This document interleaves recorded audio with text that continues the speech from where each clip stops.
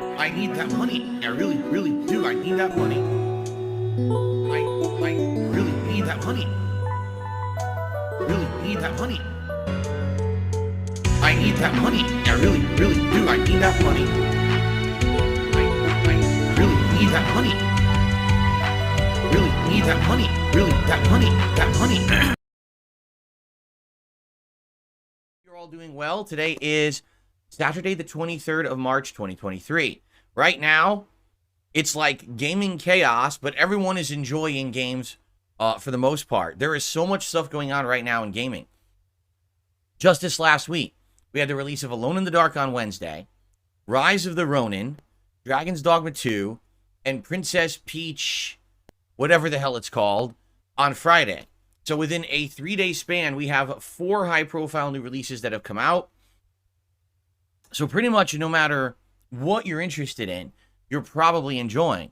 Now, keep in mind, people are still wrapping up playthroughs of games such as Final Fantasy VII Rebirth and the like. So right now, gaming is at a big high. I would say this week, great variety in the amount of games that came out and the type of games that came out. And that's a good thing. Now, of course, one of the biggest, highest priority games that comes out is an RPG. So my RPG overload continues here on DSP Gaming. And, you know, it really depends on what floats your boat, honestly. So much platformer, a stealth, combat game, or an open world RPG, or a survival horror game. Now, of course, it's not like all these are AAA releases. Alone in the Dark is a much lower profile release. Princess Peach is kind of the B-team platformer. We just had Mario back in the fall. So it's still not exactly the biggest, highest priority, highest profile, ginormous games coming out, but it's good to have variety for a change. Now, here on DSP Gaming, man, I really wish I could be partaking. Imagine if right now I had a clean slate, and right now I was balancing Dragon's Dogma 2 with Rise of the Ronin, Alone in the Dark, and then maybe something else, whether it be co-op with my wife or going back to Final Fantasy. That'd be amazing. And I can't do it. Why? Because I'm still in the midst of trying to wrap up these insanely lengthy RPGs that I've been playing for months and months, and we are getting there, but RPG overload continues. And after, having thought through this whole situation, I'm just going to say this right up front. It's going to be very hard to convince me to play insanely lengthy RPGs moving forward. And what I mean by that, of course, I'm looking at Baldur's Gate 3, which now we have hit around 130 hours of gameplay, and the game is still dragging on. Today, we're going to be doing a mission where we try to recruit a dragon for the end game. Then apparently is the most annoying, tense part of the game, this Iron Throne jailbreak mission, because it's timed with a certain amount of turns or whatever, and it completely changes the gameplay of the game yet again. This far in, really annoying in my opinion. Then we've got to take care of Gortash. And then we head into the true end game of the game, which is, I guess, taking on this Elder Brain and seeing what happens. Everyone has done a great job of not spoiling me, because apparently it's a very long, epic segment to end the game, so I'm excited to see how that pans out. But man, it's funny because I have 4 days this week that I have Baldur's Gate 3 scheduled. 4. So do the math. That's 12 hours of gameplay. And FYI, people are saying, oh, you probably won't beat it this week. So I'm laying down the law now. All right? Don't ask me to play these insanely long games anymore. They don't fit my format.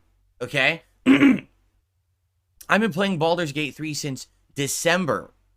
It is now the end of March. I've been playing it as a main game the entire time. It's still not done, and I'm tired.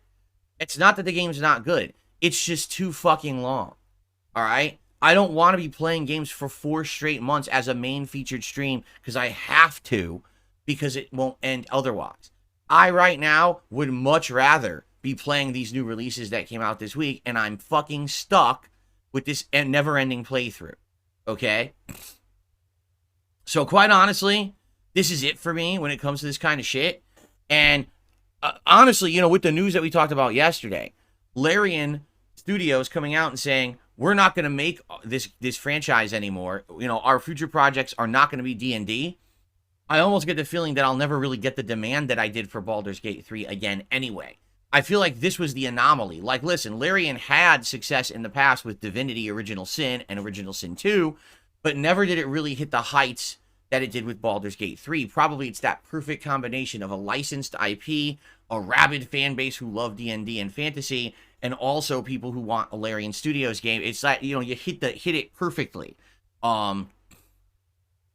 So the way I see it, sadly, this kind of game just doesn't fit my format. It doesn't, you know.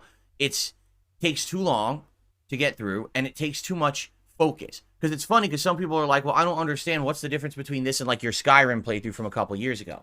Skyrim playthrough number 1 was a second run. It was a casualized playthrough. It didn't need to be focused on to really understand or make progress. And just like I just said, it's a casualized game.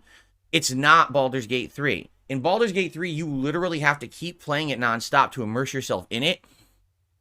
That way you're in on the lore. You remember the stakes. You know what's going on in the plot. You remember the gameplay mechanics. If you walk away from Baldur's Gate and you come back a few weeks later, it's like going back to square one.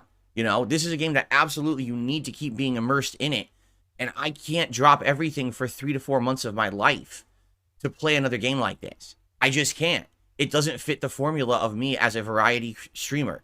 And everyone already beat this game in like a month. Yeah, because it's all they play. If I did that, if all I played was one game for a month, I would be out of business. Okay? Just take a look at the channel right now. Views are down, engagement's down, income is down. Because all I've been doing is playing the same fucking RPGs for a month. I can't do that anymore. I'm done with it, okay? So, that's why when I'm done with RPG Overload and these 2 games complete, I am absolutely going to have variety in the schedule no matter what. I am not going to sit here with only RPGs ever again, and I'm not doing these insano long RPGs like this ever again. It's just never happening, okay? I can't. So, oh my God. So, today, we're doing this, but before we get to the schedule and all of that, I do want to talk about yesterday, all right?